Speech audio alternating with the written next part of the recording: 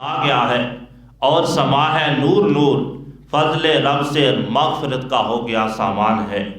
ہر گھڑی رحمت بری ہے، ہر طرف ہے برکتیں، ماہ رمضان رحمتوں اور برکتوں کی کان ہے۔ آ گیا رمضان، عبادت پر کمر اب باندھ لو، فیض لے لو چند کے دن 30 کا مہمان ہے۔ قرآن مجید فرقان حمید برہان رشید میں فرمایا گیا ایام معدودات، یہ گنتی کے دن ہے، یعنی شمار کرتے کرتے گنتے گنتے یہ دن گزر جاتے ہیں۔ تو عقل مند وہ ہے جو ان سے فائدہ اٹھائے، ان سے نفع اٹھائے، اس کی برکات، اس کی رحمتوں اور اس کی کرم نوازیوں کا جو حصہ وافر ہے، جو پھیلا ہوا ہوتا ہے، وہ چھما چھم برس رہا ہوتا ہے۔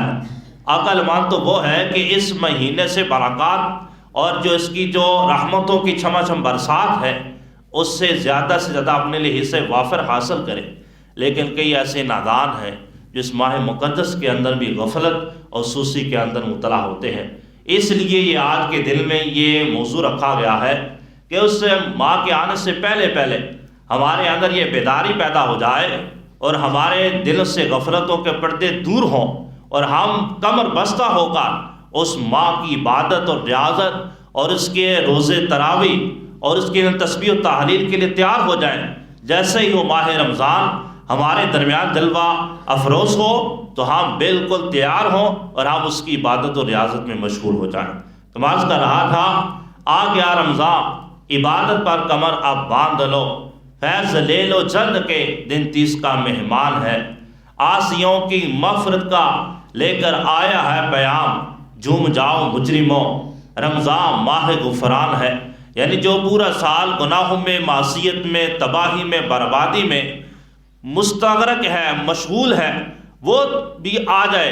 اگر رمضان شریف کے اندر وہ بھی عبادت کرے گا تو اللہ کی رحمت اس سے بھی بخشش کا پروانہ عطا فرمائے گی۔ بھائیو کالو گناہوں سے سبھی توبہ کے اب، پڑ گئے دوزخ پہ تالے، قید میں شیطان ہے۔ مسجد آباد ہے، زور گناہ کم ہو گیا، ماہ رمضان کا یہ سا فیضان ہے۔ بالخصوص جب ماہ رمضان آتا ہے تو ہر ایک کے دل میں نیکی کی تمنا ہوتی ہے، نیکی کی آرزو ہوتی ہے۔ جو گناہ ہیں اس وقت بالکل کم ہو جاتے ہیں، کیونکہ شیطان اس وقت قید میں ہوتا ہے۔ اور اس کے ساتھ ساتھ جو ماہ رمضان ہے اس میں جو بندہ فوت ہوتا ہے سیدھا جنت کے اندر عطا کر دیا جاتا ہے، کیونکہ اس کے اندر جو دوزخ ہے اس کے دروازے بند کر دیے جاتے ہیں۔ دو جہاں کی نعمتیں ملتی ہیں روزہ دار کو، جو نہیں رکھتا روزہ وہ بڑا نادان ہے۔ میرے پیارے محترم اسلامی بھائیوں، اللہ تبارک تعالیٰ قرآن میں فرماتا ہے یا ایھا الذین آمنوا کتب علیکم الصیام کما کتب علی الذین من قبلکم لعلکم تتقون۔ اے ایمان والو، تم پر روزے فرض کیے گئے جیسے کہ تم سے پہلے لوگوں پر فرض کیے گئے تھے، اور اس کا مقصد کیا ہے؟ تاکہ تمہیں تقویٰ، پرہیزگاری، خوف خدا ملے۔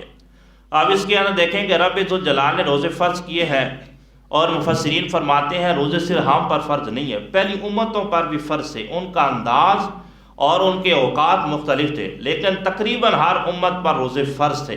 اور روزہ جو ہم پر فرض کیا گیا اس کا مقصد قرآن میں بیان فرمایا گیا تاکہ تمہیں تقویٰ ملے، پرہیزگاری ملے۔ اب دیکھو روزے ہم پر فرض کیے گئے، فائدہ بھی ہمارا ہے، نفع بھی ہمارا ہے۔ اس کے باوجود اگر کوئی روزہ نہ رکھے تو کتنا بڑا نادان ہے، کتنا بڑا وہ عجیب انسان ہے کہ جو رب تعالیٰ نے ہم پر فرض کیے ہیں اور ساتھ ہی ساتھ ہمارے فائدے کے لیے فرض کیے ہیں، لیکن اس کے باوجود بھی ہم کچھ لوگ ایسے ہیں ہم میں سے جو روزہ نہیں رکھتے، اور بالخصوص کئی ایسے ہیں جو صحت کے لحاظ سے بھی ٹھیک ہوتے ہیں، کوئی مرض بھی نہیں ہوتا، کوئی مسئلہ بھی نہیں ہوتا، کام کاج بھی سخت نہیں ہوتا، جان بوجھ کے ایسے ہی غفلت میں معاذ اللہ روزے کو چھوڑے ہوتے ہیں۔ اور کئی رمضان میں دیکھنے کے اندر معاذ اللہ اس طرح کے نظارے آتے ہیں، سامنے کچھ کھا رہے ہوتے ہیں، کچھ پی رہے ہوتے ہیں، تو یہ ہمیں شرم تک نہیں آتی، ذرا خوف تک نہیں آتا کہ ہم مسلمان ہیں، اللہ تعالیٰ نے ہم پر روزے فرض کیے ہیں، لیکن اس کے باوجود ہم روزے نہیں رکھ رہے۔ ایسے ہی تھوڑی سی توجہ نہیں ہوتی کہ اتنا بڑا فرض ہے، میں اس کو چھوڑ رہا ہوں، یہ کہ تھوڑی سی پیاس لگے گی، تھوڑی سی بھوک لگے گی اور میں اس کو برداشت نہیں کر سکتا۔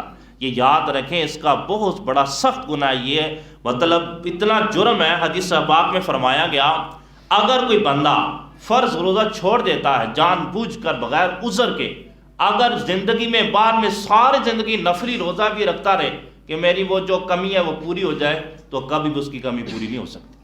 اتنا سخت ترین گناہ ہے جو بندہ جان بوجھ کے بغیر عذر کے، یہ میں 2 شرطیں لگا رہا ہوں، جان بوجھ کے بغیر عذر کے، کیونکہ بعض اوقات روزہ چھوڑنا بھی جائز ہوتا ہے، اس کی صورتیں بنتی ہیں، آزار ہوں پھر بھی شریعت کہتی ہے نہ رکھو۔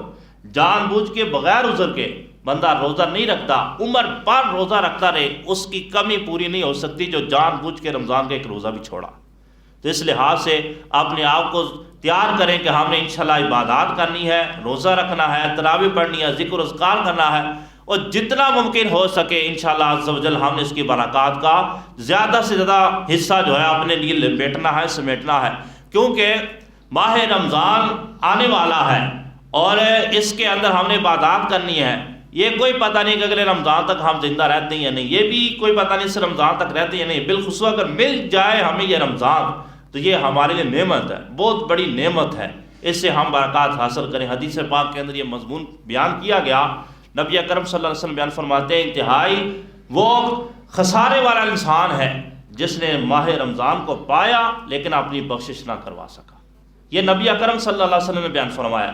تو اس لحاظ سے اس ماہ کی عظمت آپ سمجھو، علماء کرام بیان فرماتے ہیں کہ جو ماہ رمضان ہے یہ بٹی کی طرح ہے، بٹی لوہے کو صاف کرتی ہے، اور اسی طرح جو لوہا صحیح ہو اسی کو کسی چیز کا پرزہ بنانے کے قابل بناتی ہے، اسی طرح جو ماہ رمضان ہے جو گناہگار لوگ ہیں ان کی بخشش کرواتا ہے، اور جو نیک لوگ ہیں ان کے درجات کو بلند کرواتا ہے، یعنی یہ اونچائی دیتا ہے، یہ برکات ہی برکات ہی دیتا ہے، انسان کے جو ہے وہ من کے اندر روشنیاں عطا فرماتا ہے، اور اس کے ساتھ روزے کے جسمانی فوائد بھی ہیں، دینی فوائد بھی ہیں۔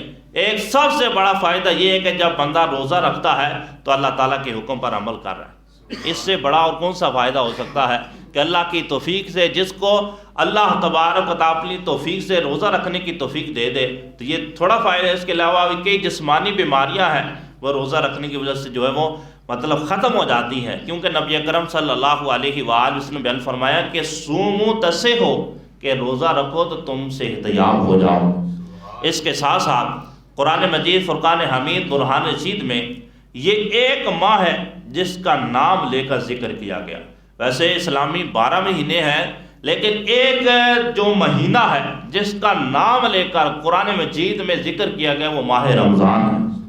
اللہ تعالیٰ ارشاد فرماتا ہے شہر رمضان الذی انزل فیہ القرآن، کہ رمضان کا مہینہ وہ مہینہ ہے جس میں قرآن نازل کیا گیا۔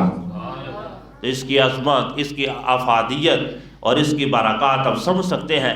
تو رب ذوالجلال ہم سب کو ماہ رمضان آنے سے پہلے اپنی تیاری مکمل کرنے کی توفیق عطا فرمائے، اور رمضان کے اندر خوب عبادت اور ریاضت کرنے کی توفیق عطا فرمائے۔ آمین۔ وآخر دعوانا ان الحمد للہ رب العالمین۔